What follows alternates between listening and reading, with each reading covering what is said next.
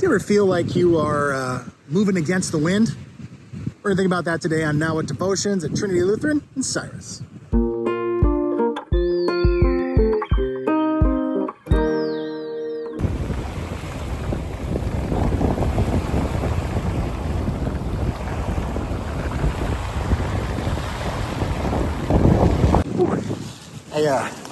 I found a spot out of the wind here.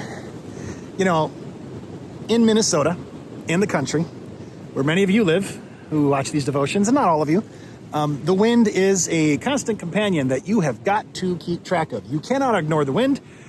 You have to pay attention to it, make allowances for it, because it is all the time.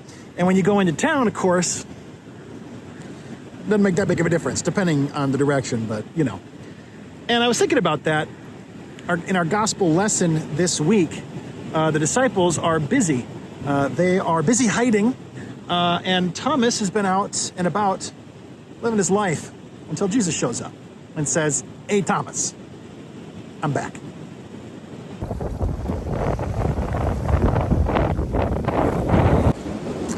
I imagine in the background you can hear that roar? Yeah. It's really blowing. Trees without leaves make a certain kind of sound, you know? And when you sit in that quiet spot and you get out of the wind for a second, everything's a little different. It could be like that in life.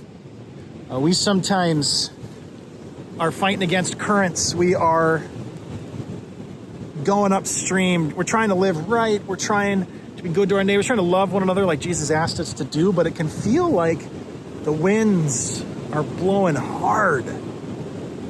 The wind of society, the wind of temptation, the currents of how things are going in your own personal life, not to mention just the economy and everything else as we try to make our way as costs continue to increase, and apparently paying for our health is far too expensive for most families. I mean, these are hard things. Sometimes the last thing on our mind is how we would treat our neighbors or how we would be in touch with our God.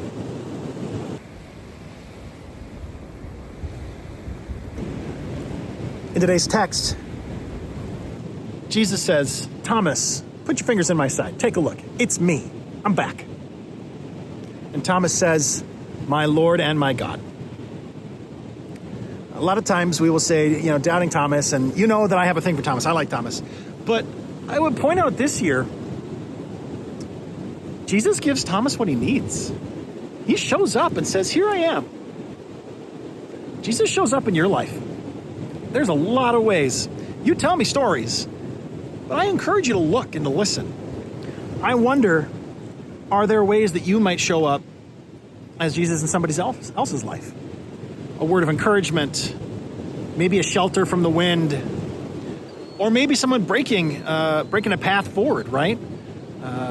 So others can draft behind you and find a way to where they need to go.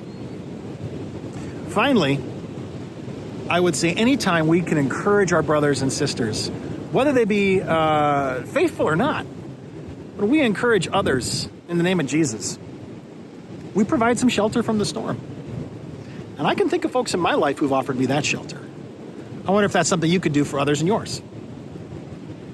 I'm Pastor Chris, hiding from the wind out here in the country between Cyrus and Morris. We'll see you next time. Bye-bye.